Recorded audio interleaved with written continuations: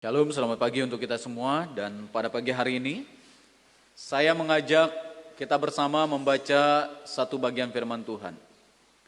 Mari kita membuka dalam Injil Matius pasal yang ke-10 ayat yang ke-40 sampai dengan ayat 42. Dalam Injil Matius pasal yang ke-10 ayat 40 sampai 42, saya akan membacakannya bagi kita. Barang siapa menyambut kamu, ia menyambut aku, dan barang siapa menyambut aku, ia menyambut dia yang mengutus aku. Barang siapa menyambut seorang nabi sebagai nabi, ia akan menerima upah nabi. Dan barang siapa menyambut seorang benar sebagai orang benar, ia akan menerima upah orang benar.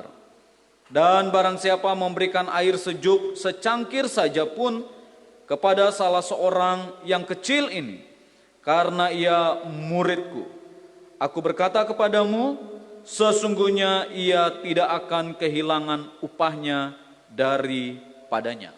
Demikian jauh pembacaan firman Tuhan bagi kita hari ini. Bapak Ibu Saudara yang dikasihi Tuhan, dalam dunia teologi kita mengenal namanya C.S. Lewis. Meninggal pada tahun 1963 pada tanggal 22 November 1963. Kematian Lewis ini bersamaan dengan kematian Presiden Amerika Serikat John F. Kennedy.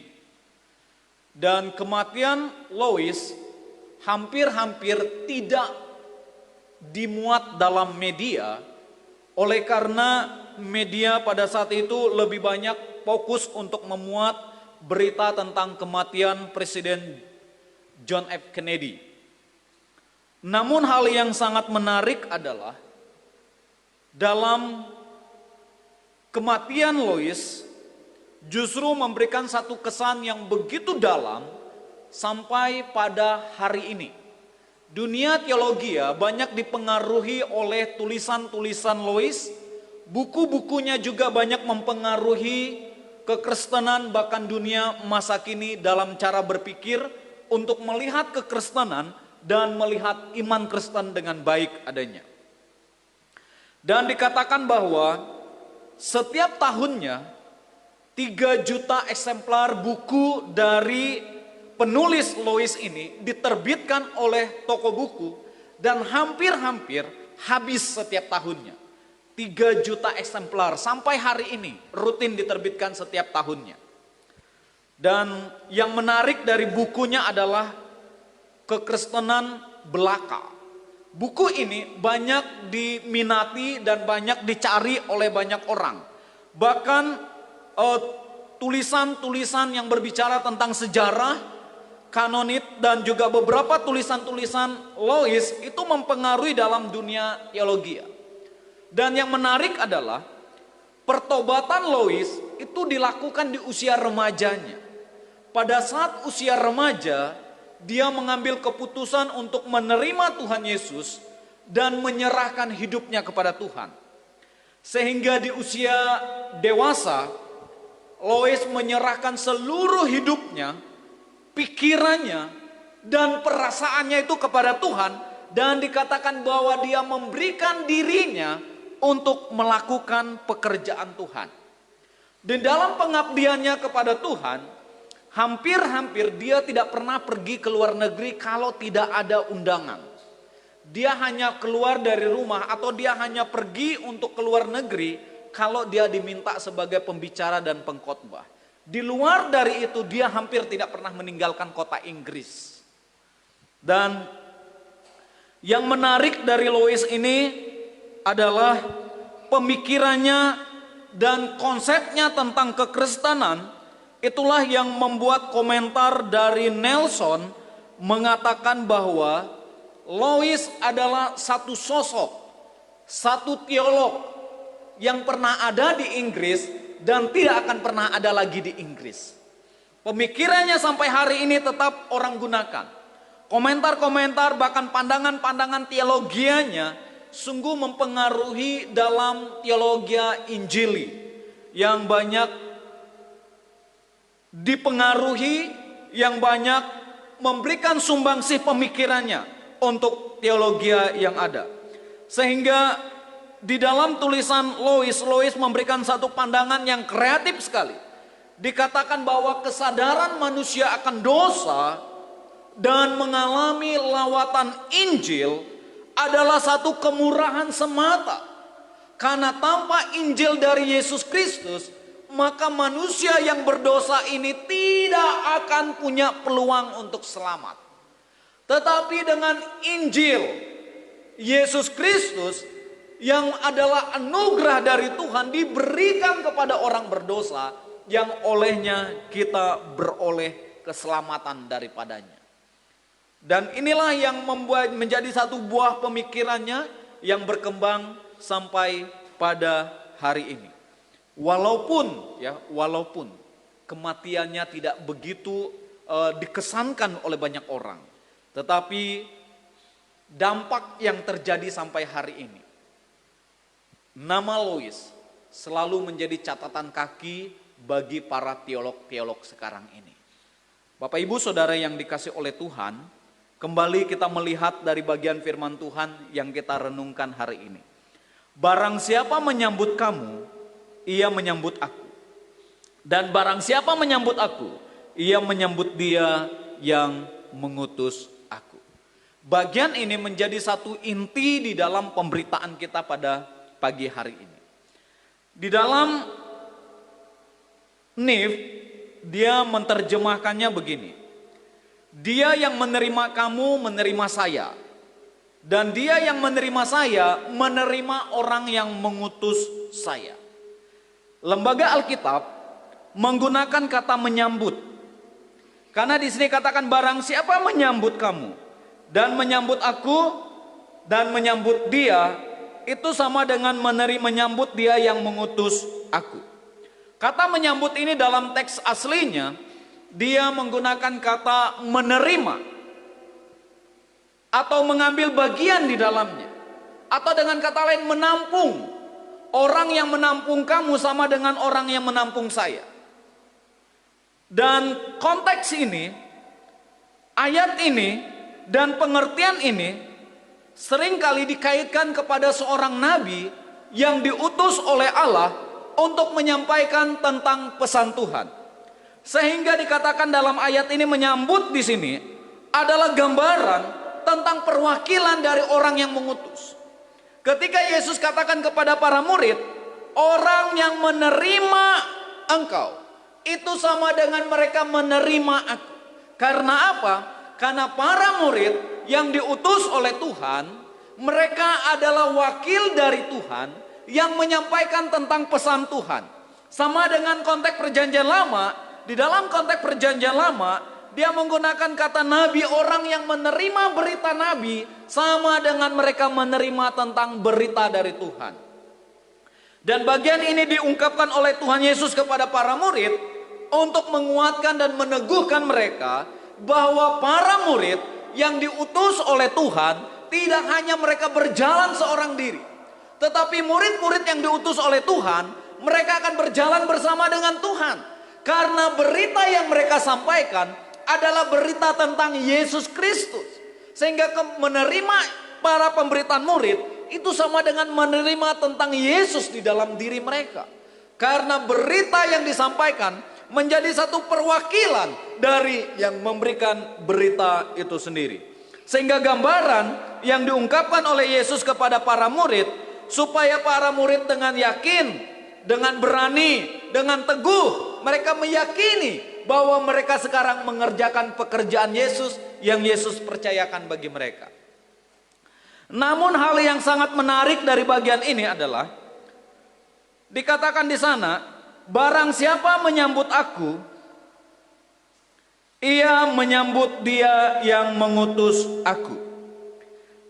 Bagian ini memberikan satu kesan pemahaman bahwa Yesus dengan yang mengutus Yesus posisinya sejajar. Orang yang mengutus Yesus dan Yesus yang diutus, posisi mereka sejajar. Tetapi antara Yesus dengan murid, posisinya nggak sejajar. Yesus lebih tinggi dari para murid. Sehingga Yesus punya otoritas mengutus para murid, dan kehadiran para murid adalah perwakilan dari kehadiran Yesus di tengah-tengah pemberitaan mereka. Akan tetapi ketika Yesus katakan orang yang menerima Yesus sama dengan orang yang menerima Dia yang mengutus aku. Di dalam bagian ini diungkapkan bahwa Yesus yang adalah pengutus dari para murid, tetapi Dia sebagai pengutus yang mengutus dirinya sendiri. Allah mengutus Allah. Ini pemahaman yang ingin dibawa dalam teks ini. Allah mengutus Allah. Kalau dengan demikian, berarti keberadaan Yesus itu siapa? Ini yang menjadi satu perenungan bagi kita hari ini. Bapak Ibu Saudara yang dikasihi oleh Tuhan Yesus Kristus, kita akan bersama-sama untuk melihat bahwa ketika kita katakan bahwa Yesus diutus, sama orang yang menerima Yesus sama dengan orang yang menerima yang mengutus Yesus. Sehingga di sini kita lihat bahwa Yesus mengutus Yesus. Menjadi pertanyaannya bagi kita hari ini, siapa itu Yesus yang sesungguhnya di bagian ini yang diungkapkan dalam Alkitab ini? Yang pertama, kita mau melihat adalah Yesus adalah seorang utusan sekaligus Dia seorang pengutus. Yesus adalah seorang utusan tetapi sekaligus seorang pengutus itu sendiri. Dia bukan hanya utusan semata, tetapi Dia adalah pribadi yang mengutus itu sendiri. Maka tadi saya katakan Yesus mengutus Yesus. Istilah mengutus di dalam perjanjian lama itu seringkali kita mendengar yang namanya malaikat. Malaikat diutus oleh Allah untuk menyampaikan pesan kepada umatnya. Contohnya adalah pada saat Abraham di Mamre. Di situ Tuhan mengutus malaikat datang kepada Abraham di Mamre dan menceritakan dan menyampaikan kepada Abraham bahwa istrinya Sarah itu akan mengandung. Dan di situ Abraham katakan tidak mungkin karena kami sudah tua dan itu nggak akan mungkin terjadi. Tetapi di situ katakan bahwa malaikat Tuhan katakan tidak, dia akan mengandung pada tahun ini juga. Hal yang sama dalam perjanjian baru kita mendengar, kita melihat membaca di Alkitab dalam Injil Matius dan Lukas. Ketika malaikat Gabriel datang kepada Maria dan mengatakan bahwa engkau beroleh kasih karunia. Dan di situ Maria katakan bagaimana mungkin ini terjadi? Allah yang menganugerahkannya kepadamu. Malaikat sebagai utusan yang menyampaikan tentang pesan Tuhan. Dalam konteks manusia yang diutus dalam perjanjian lama kita mengenal yang namanya nabi. Kita mendengar nabi yang diutus oleh Tuhan. Salah satunya kita melihat adalah Elia.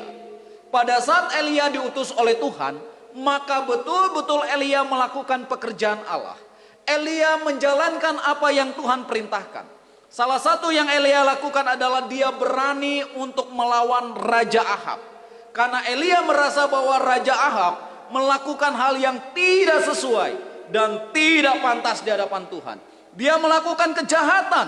Oleh karena itulah, maka Elia mengingatkan Ahab akan apa yang dilakukan itu. Namun yang terjadi adalah Ahab melakukan perlawanan kepada Elia.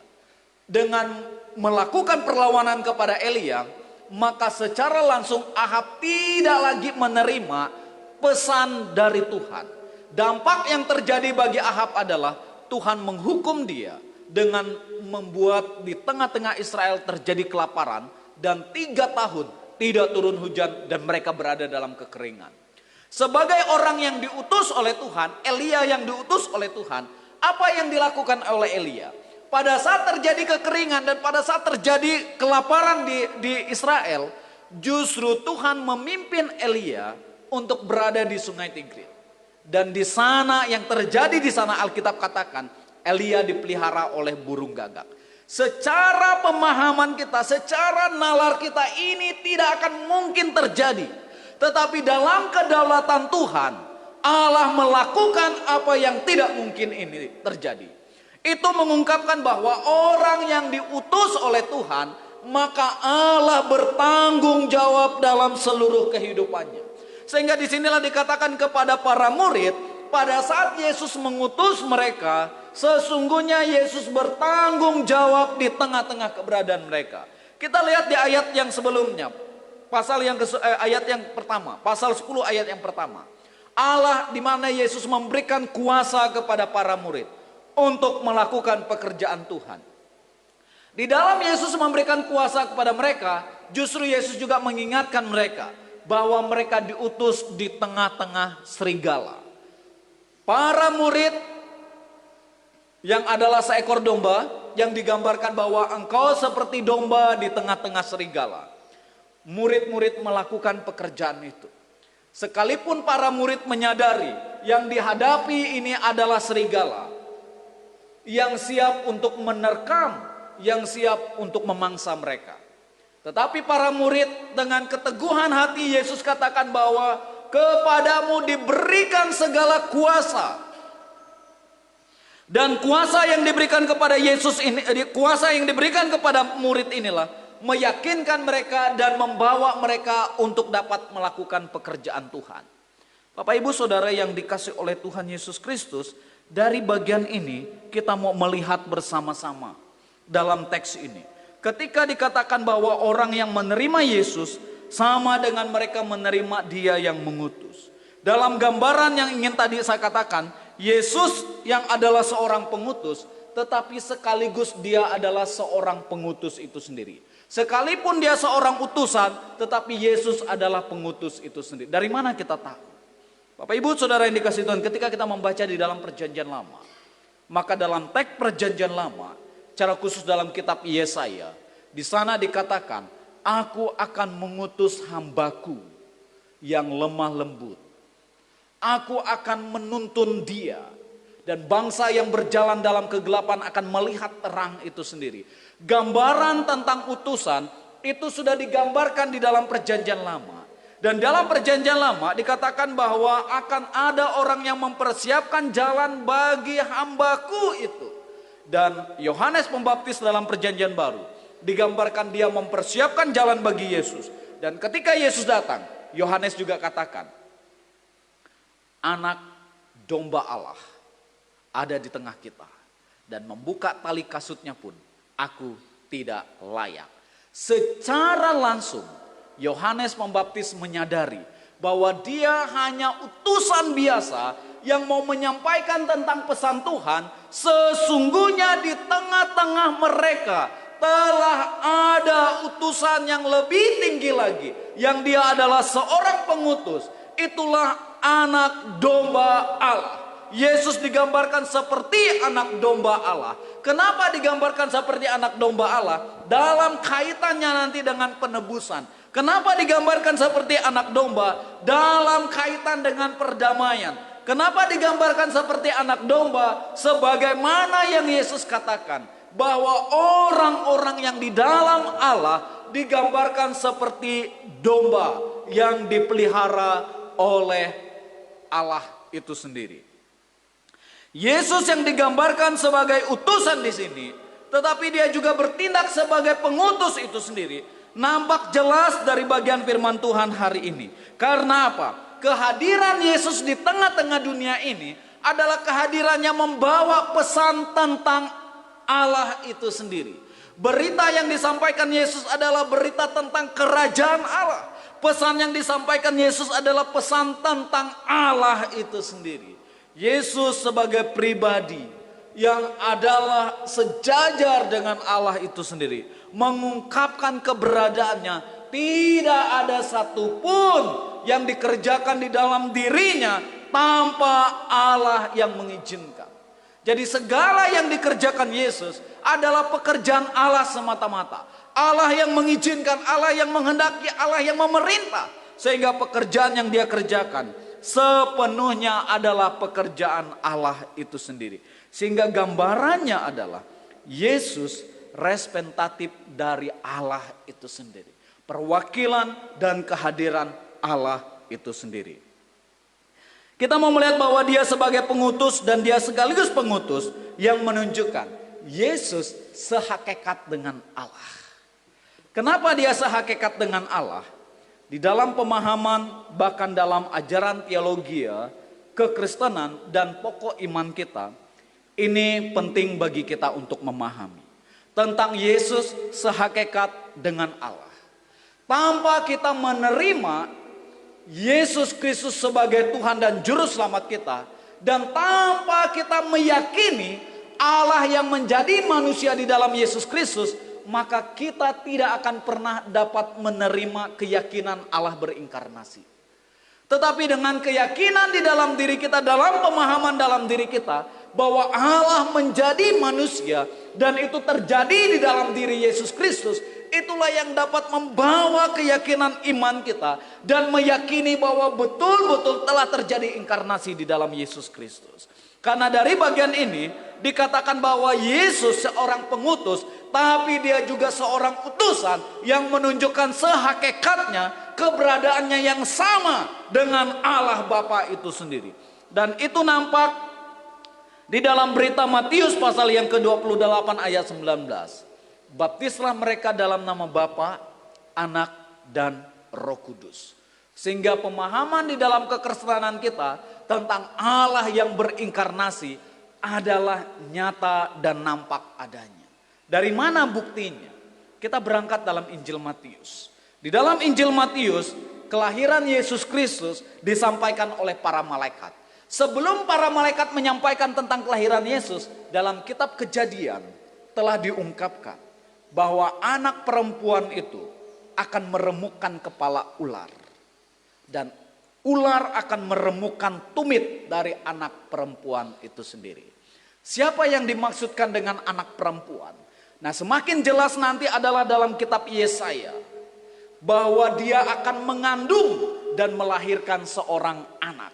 Begitu juga yang dinubuatkan oleh Nabi Mika, bahwa dia akan lahir di Betlehem dan dari keluarga Daud. Dan kita dalam Injil Matius dan Lukas lebih terang menerang lagi dibukakan bahwa Maria keturunan dari Daud dan Yusuf dari keturunan Harun dan Musa, yang menunjukkan bahwa keberadaan mereka bertemu di dalam garis silsilah itu sendiri. Dan kelahiran Yesus adalah kelahiran yang sudah diberitakan jauh sebelumnya dan terjadi di dalam diri Maria, terjadi tanpa ada campur tangan manusia. Maria sendiri katakan, bagaimana mungkin ini terjadi? Roh Kudus yang akan melakukan semuanya itu. Maka bayi yang kau kandung itu akan disebut kudus. Sampai hari ini tidak ada perempuan yang mengandung dan disebut kandungannya itu kudus selain Maria itu sendiri. Sehingga perjumpaan Maria dengan Elisabet, Maria Elisabet katakan, mengapa ibu Tuhanku mengunjungi aku? Elisabet sadar bahwa bayi yang dalam kandungan Maria adalah dari Roh Kudus. Kenapa Elisabet tahu? Elisabet adalah keluarga imam. Dia mempelajari tentang apa yang ada di dalam perjanjian lama, memahami dengan betul apa yang terjadi di sana. Sehingga kehadiran Maria Elisabet katakan, mengapa ibu dari Tuhanku mengunjungi aku? Dan setelah itu kita melihat dengan terjadi kelahiran Yesus seperti yang disampaikan oleh Mika. Di Betlehem, di kota Daud. Maka terjadilah sensus di mana Yesus harus lahir di sana.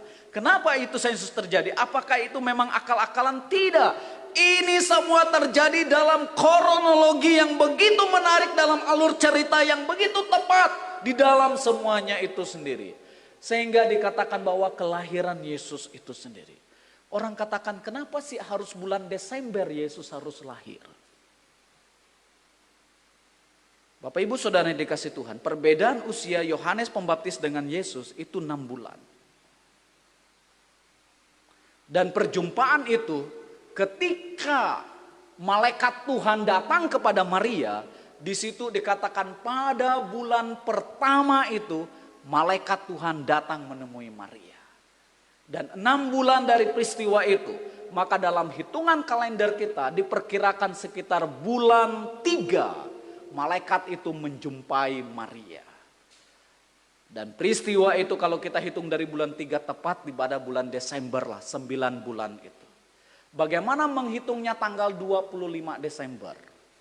Maka hitungan dalam tanggal 25 Desember orang Yahudi itu disunat 8 hari dari kelahirannya. 8 hari dari kelahirannya. Kalender kita, karena kita mengikuti Romawi, Romawi selalu memulai dengan tahun tanggal 1 Januari, itu bulan yang awal. Sehingga kelahiran dan Yesus dianggap bahwa peristiwa sunat Yesus itu adalah Masehi pertama di dalam hitungannya. Sehingga kalau kita menghitung sunat Yesus adalah tanggal 1, maka kita mundur ke belakang.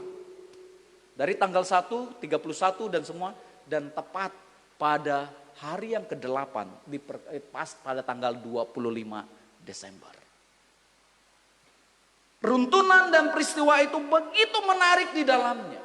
Sehingga disinilah bahwa bagi orang yang tidak menerima keberadaan Yesus adalah Tuhan, karena memang secara hakikat mereka tidak menerima keyakinan Yesus menjadi manusia. Akan tetapi di dalam Alkitab ini mengungkapkan bahwa peristiwa Yesus menjadi manusia adalah peristiwa yang nyata. Maka dalam teologi kekristenan atau dalam pemahaman iman kita, kita tidak pernah menyampaikan bahwa manusia menjadi Allah. Dalam teologi kekristenan tidak pernah ada pengajaran manusia menjadi Allah. Tetapi yang ada adalah Allah menjadi manusia. Sekarang persoalannya, apakah sulit Allah menjadi manusia? Tidak ada yang sulit.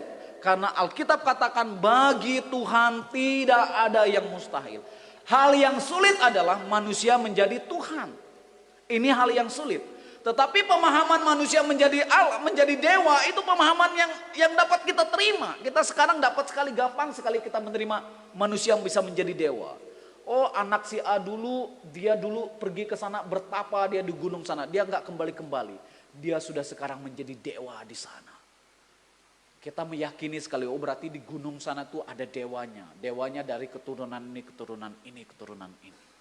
Cerita tentang dewa selalu cerita tentang perkelahian. Dewa ini mengalahkan dewa ini. Dewa ini kalah, maka lahirlah dewa ini anaknya, dan anak ini nanti besar dan anaknya mengalahkan dewa yang di dewa ini. Jadi perang. Jadi dewa tuh perang saja. Berakhirlah dengan segala perang. Tapi Yesus tidak dalam konteks seperti itu. Maka ketika Yesus selalu dikatakan bahwa dia akan memperdamaikan, bahwa dia akan membawa shalom, itu sendiri ada di tengah-tengah dunia ini.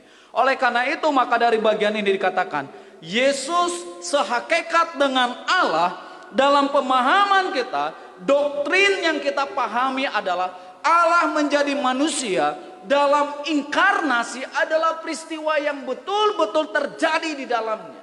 Di mana kita melihat bahwa Yesus pribadi yang lahir secara manusia, bertumbuh dalam karakter manusia, bertumbuh dalam budaya manusia dari kecil sampai dengan 33 tahun. Tetapi Alkitab katakan pada saat dia dalam pengadilan, sang Imam Kayafas, aku tidak menemukan kesalahan orang ini. Kembalikan dia kepada Pilatus. Pilatus juga katakan, saya tidak menemukan kesalahan orang ini. Sekarang saya serahkan mereka kepadamu. Pilatus tidak menemukan ada kesalahan dan semuanya. Ini menandakan apa yang disampaikan oleh Paulus, bahwa Yesus manusia sempurna yang tidak berdosa. Dalam 1 Korintus 15 dikatakan, oleh karena kita berdosa, ditimpakanlah dosa kita itu kepada dia. Maka sesuailah seperti apa yang disampaikan oleh Yohanes Pembaptis. Anak domba Allah ada di tengah-tengah kamu. Karena dalam konteks perjanjian lama, kalau orang berdosa, maka orang yang berdosa akan membawa seekor domba pergi ke bait Allah. Dan domba itu dipersembahkan di bait Allah. Dan imam yang bertugas itu mengorbankan domba itu. Dan orang yang datang membawa domba itu selalu membawa 2 ekor. 1 ekor domba yang dipersembahkan, 1 ekor nanti domba itu dilepas di hutan belantara. Dengan tujuan bahwa melalui domba yang dikorbankan itu, orang yang mengorbankan domba meletakkan tangan di atas kepala domba itu, maka dosanya tertransfer ke domba itu. Dan jadi dari domba yang ditransfer dosanya ini, Maka dia pegang dengan dua domba ini. Dosa yang ditransfer ke domba itu dikorbankan dan domba itu disembelihkan. Tapi satu ekor domba itu dilepaskan ke hutan belantara dalam pengertian sejauh itulah dosanya akan pergi dari orang itu. Tidak akan kembali lagi dosa itu dalam dirinya. Ini pemahaman yang terjadi dalam perjanjian lama. Dan kalau Yohanes Pembaptis katakan anak domba Allah ada di tengahmu, yang menunjukkan bahwa dia inilah nanti yang akan pikul semua dosa manusia itu. Dia sendirilah yang akan menanggung semua dosa itu. Sehingga sampai hari ini korban anak domba tidak lagi berlaku karena Yesus anak domba Allah telah mengorbankan dirinya dan pengorbanan Kristus berlaku hari ini dulu dan sekarang semuanya diselesaikan oleh Yesus di atas kayu salib. Dan penyelesaian itu tuntas adanya. Sehingga hari ini kita datang kepada Yesus karena dosa kita telah diselesaikan. Dalam pemahaman kekristenan, Allah menjadi manusia dalam inkarnasi adalah hal yang nyata dan betul-betul pernah terjadi di dalam dunia ini. Sehingga dalam konteks pemahaman inkarnasi, bukan manusia menjadi Allah yang kudus, Allah yang kekal, mengambil rupa manusia. Sehingga di dalam Filipi pasal yang kedua ayat 6 dan ayat 7, kata mengambil rupa di sana dikatakan bahwa dia yang sehakikat Allah, tapi dia mau menjadi hamba sama dengan manusia itu sendiri. Dalam hakikatnya dia tetap Allah, tetapi dia di dalam kemanusiaannya ditambahkan di dalam dirinya sifat-sifat kemanusiaannya. Dia yang kekal merendahkan diri dan membatasi dirinya dalam kemanusiaannya. Supaya oleh dia menjadi manusia, dia dapat tanggung dosa manusia ini. Kalau dia tidak menjadi manusia, dia tidak akan bisa mati. Yang bisa mati hanya manusia yang bisa mati. Allah tidak mati secara hakikatnya. Tetapi dalam pribadi Yesus, Allah harus mati menanggung dosa manusia. Dalam pribadi Yesus ya. Dalam pribadi Yesus, karena Yesus adalah Allah sejati dan manusia sejati, dia harus mati dikorbankan itu sendiri. Dan dalam pengorbanan Yesus, kealahan di dalam diri Yesus tidak pernah keluar dan melepaskan diri dari dalam dirinya. Ketika dia ada di atas kayu salib, dalam kemanusiaan dia tanggung penderitaan yang berat. Dalam kealahannya dia mampu untuk menahan penderitaan itu. Di dalam kemanusiaan dia harus mati. Di dalam kealahannya dia bangkit dari antara kematian. Sehingga di dalam pengakuan iman kita, pada hari yang ketiga dia bangkit dari antara orang mati. Kematian tidak akan lagi menjadi hukuman bagi orang percaya. Tapi kematian menjadi pintu masuk bagi orang percaya untuk hidup di dalam kekekalan. Sehingga Yesus selalu mengatakan orang mati sama dengan orang tidur. Karena ketika dia bangun, dia langsung melihat Allah. Bapak ibu saudara yang dikasihi Tuhan, ini kita melihat. Yang ketiga kita melihat, dalam dia mengutus, Yesus mengutus Yesus karena dia memiliki otoritas. Orang yang mengutus adalah orang yang diberikan otoritas. Kalau orang yang mengutus tidak diberikan otoritas, dia tidak akan dapat mengutus. Tapi orang yang mengutus, orang yang memberikan otoritas. Contoh, kalau saya ingin contohkan sederhana di sini adalah kayak seperti Pak Ben di tengah perusahaannya, ketika dia mengutus Pak Sastro pergi ke Palopo, dia kasih surat untuk Pak Sastro. Pak Sastro bawa surat itu. Ketika orang tanya, Pak Sastro tunjukkan, ini surat saya, diutus dari perusahaan ini. Jelas ini ada pemilik perusahaannya, direktur dan semuanya. Dia hadir ke sana bukan atas nama Pak Sastro, tapi dia hadir ke sana atas nama perusahaan. Nah, berarti menandakan orang yang mengutus adalah orang yang punya otoritas. Maka Yesus mengutus para murid karena dia memiliki otoritas. Di dalam Alkitab kita belajar tentang otoritas. Orang yang memiliki otoritas adalah Allah. Allah memiliki otoritas terhadap dunia ini. Allah yang memiliki kuasa terhadap dunia ini. Ketika Allah ingin menghancurkan Sodom dan Gomora, Allah utus, ada utusannya dulu datang ke Sodom dan Gomora. Dan dikatakan kota ini akan dihancurkan, ditunggang balikan. Dan malaikat datang ke sana dan melihat bahwa kota ini pantas untuk ditunggang balikan. Berarti ketika malaikat itu kembali dan betul kota itu ditunggang balikan, ada utusan yang pergi ke sana menyampaikan tentang pesan Tuhan. Maka di dalam Alkitab yang berotoritas adalah Allah. Allah yang berotoritas menyampaikan kuasa dan menyampaikan apa yang akan terjadi terhadap kota itu. Begitu juga dengan para murid. Yesus berotoritas kepada para murid. Maka orang yang menerima pemberitaan murid sama dengan orang menerima Yesus Kristus. Orang yang menyambut para murid sama dengan orang yang menyambut Yesus. Orang yang menerima kehadiran para murid sama dengan mereka menerima Yesus. Dengan mereka menerima Yesus, secara otomatis mereka juga menerima Allah Trinitas di dalam hidupnya. Sehingga di dalam kita sekarang, kita percaya kepada Yesus, kita juga meyakini bahwa kita percaya kepada Allah Trinitas. Ketika orang tanyakan, apakah engkau percaya Allah Trinitas? Kita katakan, iya kami percaya Allah Trinitas. Kalau begitu tolong jelaskan dengan saya. Kita mau jelaskan tapi kita juga harus tanya, indikator dia nanti apa? Kalau dia menggunakan indikatornya Alkitab yang kita pegang ini, kita bisa menyampaikan pesan itu. Tetapi kalau dia menggunakan indikator yang lain untuk menyanggah Alkitab ini, sampai berbuih kita menceritakan Trinitas pun dia tidak akan mau terima. Karena dia menggunakan alat ukur yang lain. Tapi kalau dia menggunakan alat ukurnya juga Alkitab, maka dia akan dituntun dengan baik adanya. Tetapi kembali lagi kita katakan, orang sampai bisa percaya Yesus adalah pekerjaan Allah, bukan pekerjaan kita. Tapi pekerjaan kita adalah menyampaikan karena kita utusan saja. Menyampaikan pesan saja. Kita seperti kayak HP aja. Menyampaikan pesan.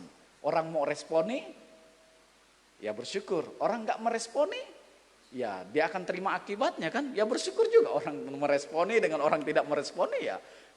Kan begitu. Nah begitu juga di dalam hal ini Allah yang punya otoritas. Yesus yang punya otoritas memberikan kuasa kepada para murid untuk melakukan pekerjaan. Karena itu Bapak Ibu Saudara yang dikasih oleh Tuhan. Bapak Ibu Saudara dan saya ada hari ini. Kita hanya melakukan pekerjaan Allah, bukan pekerjaan kita. Kita melakukan bagian ini bukan karena keinginan kita, tidak. Tapi betul-betul kita mau melakukan pekerjaan Allah. Siapa sih yang memaksa kita harus ada di gereja sekian, harus mendengarkan firman Tuhan? Enggak, tapi karena memang kerinduan di dalam hati kita. Tapi memang ada di dalam diri kita bahwa saya mau mendengarkan pesan Tuhan, apa yang menjadi pesan Tuhan. Bapak Ibu Saudara dan saya mau mengambil bagian dalam melayani Tuhan, saya mau menjadi liturgos, saya mau menjadi komisi, saya mau menjadi ini, menjadi ini. Itu karena memang panggilan hati dari kita semua, tidak ada yang memaksa. Maka karena itu lahir dari panggilan hati kita sadar bahwa dalam pimpinan Tuhan, Tuhan menolong dan Tuhan akan melawat kita. Maka orang yang mengerjakan pekerjaan Allah, pasti Allah akan memampukan dia untuk melakukan pekerjaan Tuhan. Orang yang melakukan pekerjaan Allah, Allah akan memampukan dia untuk melakukan pekerjaan Tuhan. Allah tidak memanggil kita karena kita hebat, tapi Allah memanggil kita karena kita rindu untuk melayani Tuhan. Karena kalau berbicara tentang orang hebat, ada banyak orang yang hebat dari kita. Tetapi kalau berbicara tentang orang yang rindu kepada Tuhan, sedikit sekali orang yang rindu kepada Tuhan. Tapi kalau kemurahan Tuhan, Allah membangun dan membawa kita untuk melakukan pekerjaan Tuhan. Maka Allah yang akan memperlengkapi kita. Kita nggak bisa berbicara, Tuhan akan memperlengkapi kita. Kita nggak bisa apa-apa, nanti Tuhan akan memperlengkapi dan menolong kita. Dengan kekuatan dalam kuasa Tuhan. Yang jelas sekarang adalah Tuhan merindukan kita, adalah taat dan setia. Itu yang Tuhan mau. Karena ketika Tuhan mengutus para murid juga tidak katakan dengan Tuhan, Tuhan kami ini diutus di tengah-tengah serigala. Pastilah kami akan dimakan oleh serigala itu. Kalau tanya ke Mbak Google, kenapa para murid itu tidak dimakan serigala? Pasti Mbak Google jawab, karena para murid itu juga galaknya seperti serigala. Makanya dia tidak dimakan oleh serigala. Itu Mbak Google. Tetapi kenapa tidak dilakukan itu? Karena memang ada otoritas Allah di dalamnya. Alkitab sudah jelas dikatakan, ketika Daniel masuk ke dalam gua singa tidak menyentuh Daniel. Ketika Sadrak, Mesak, Abednego dimasukkan dalam perapian yang menyala-nyala, api tidak menyentuh mereka. Karena apa? Hadirnya mereka di Babel itu dalam otoritas Allah. Berada dalam pimpinan Tuhan. Kalau terjadi hal seperti itu dalam otoritas Allah. Kalaupun harus mati juga, itu dalam otoritas Tuhan. Allah yang bertanggung jawab dalam seluruh hidup kita. Kesimpulan dari bagian firman Tuhan hari ini. Bapak Ibu Saudara yang dikasihi Tuhan, setelah kita mendengar firman Tuhan hari ini, Allah mau di dalam hidup kita melakukan pekerjaan Tuhan dengan setia dan tulus. Lakukanlah apa yang menjadi bagian di mana Tuhan izinkan untuk kita lakukan. Tetapi jangan lakukan apa yang tidak Tuhan izinkan untuk kita lakukan. Tapi mari kita mau melakukan apa yang Tuhan izinkan untuk kita lakukan. Ingat bahwa di saat kita melakukan bagiannya Tuhan, Allah akan memperlengkapi kita dengan kekuatan, kemampuan, dan hikmat yang daripada Tuhan. Lois kematiannya tidak diingat oleh banyak orang. Tapi sampai sekarang namanya selalu disebut sebagai pemikir, sebagai teolog yang banyak mempengaruhi oleh banyak orang. Hal inilah yang kita rindukan di dalam hidup kita. Mungkin orang tidak tahu dan tidak mengingat tentang apa yang kita kerjakan. Tetapi satu ketika nanti Allah akan membukakan rahasia yang besar di dalamnya. Dan orang akan mengenang semuanya itu. Tuhan memberkati kita. Amin. Bapa, kami sangat bersyukur untuk kebenaran dan firman-Mu bagi kami hari ini. Biar di dalam kemurahan dan kekuatan Allah membimbing dan menuntun kami untuk hidup dan memuliakan Tuhan. Di dalam nama Yesus kami berdoa. Amin.